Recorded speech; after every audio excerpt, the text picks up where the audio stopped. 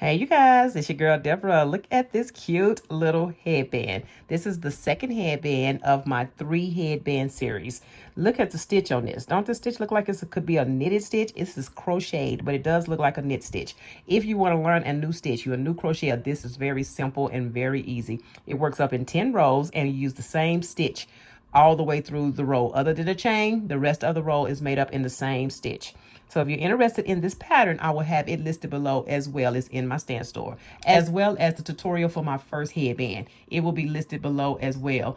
And both patterns will be in my stand store. So if you're interested in learning how to make this beautiful, beautiful headband, stay tuned. Let's get started.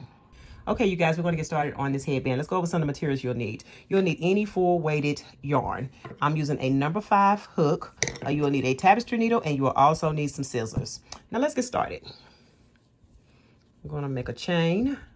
You're going to make a chain of 65. 1, 2, 3, 4, 5, 6, 7, 8, 9, 10, 11, 12, 13, 14, 51, 62, 63, 64, and 65.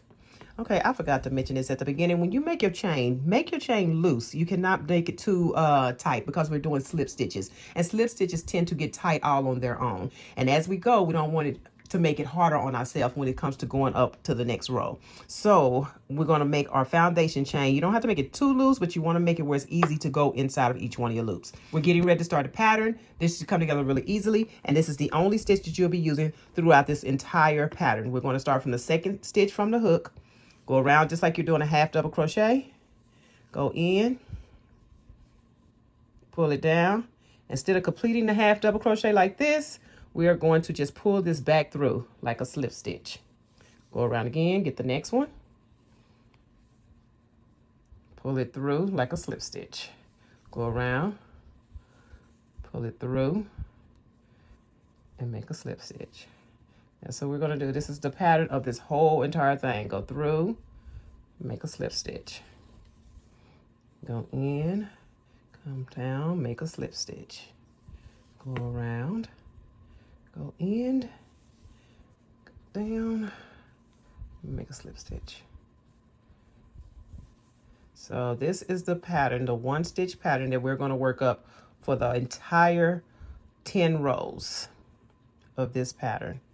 But you guys got to remember not to pull your stitches too tight. These stitches need to be really loose. So when you get ready to come back down this chain, it won't be hard for you to get into your slip stitches. Slip stitches tend to pull tightly.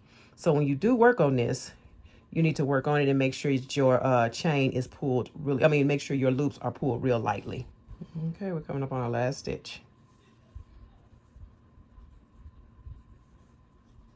Okay, chain 1, and then turn your work. Okay, now continuing on with the same stitch, but we're going to be working in the back loop, this back loop right here. We're not going to be going under both stitches. We're not going to be going under both stitches. We're going to go in the mouth and go into the back side of that stitch.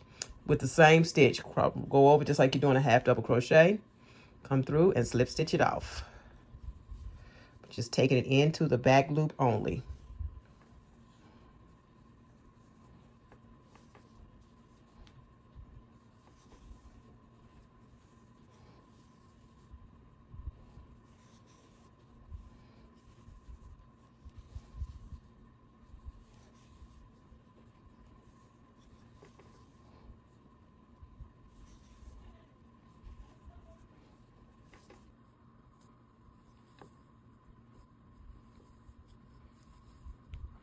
Okay, our last one, to the black stitch, slip stitch it off, chain 1, turn your work. Now we're going to continue on with this stitch. You see how that pushes that stitch forward? Ain't that pretty? It's going to push that stitch forward. It's going to make it look like a knitted stitch. It comes together really pretty. We're going to take this up 10 rows. We've just done 2 rows. Now you got to continue on with the next 8. I'm going to work mine up off camera, and I will be back once I get to my 10th row. Okay, you guys, we're finished with our 10 rows. Now let's start to put this together. We're going to cut our end, but we're going to leave a pretty decent amount to be able to sew this together. Of course, always leave more than you need. You'd rather have too much than not enough. So cut off a decent amount of yarn and then thread. Use your tapestry needle and thread your yarn through. Hold it there. Okay. Then you take your end, close it across each other just like that. And then you take this end, close it together like that. And then you're going to take them and feed them inside of one another. Just like that. Make sure you can see all 4 pieces. This is going to make you 4 panels. 1, 2, 3, and 4. This is the beginning tail. We will work that in as we go. So right now, let's take our tapestry needle and work this in. I'm going to turn this way. I feel like it's going to make it a little bit easier for me to work with. Then you're going to take it through here. Take it through the first one of this one. And take it onto this side. Like I always say, there is no rhyme of reason to putting this together. Just make sure you grab all 4 layers. And that's all you need to do. Grab all 4 layers. I always overstitch mine.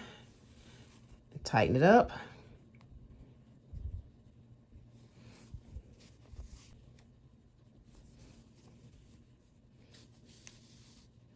Okay, as we get to the end, before you get ready to tie these 2 together and close it off, check your other side. Make sure you didn't have no gaping holes. After you check your other side, got it tighter, and tie these 2 together. I'm going to tie 2 knots just to make it feel a little bit secure. And then we're going to take our tapestry needle and we're going to weave in the ends.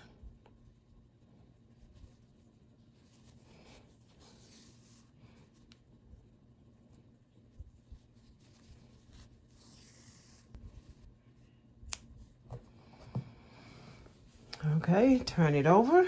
Okay, now we're done. Look at this. It's a really, really nice, neat stitch. This looks like a knitted stitch headband, but it's not. It's just a slip stitch, double crochet slip stitch.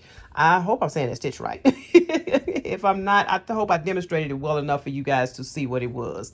So this little stitch right here comes together really easily. It took me under an hour, so my new crochets, it may take you a little bit over an hour. But for the most part, it comes together really easily. Make up about 2 or 3 of them and give them off as gifts. If you're interested in this pattern, I will have it listed in my stand store. The other pattern that I did a couple of weeks ago of the first headband that we worked on, I will have it listed down below as well. So go to the description and you can go to the tutorial on how this is made. And you can also go to my stand store and pick up this pattern. Until next time, I will see you guys later. Bye.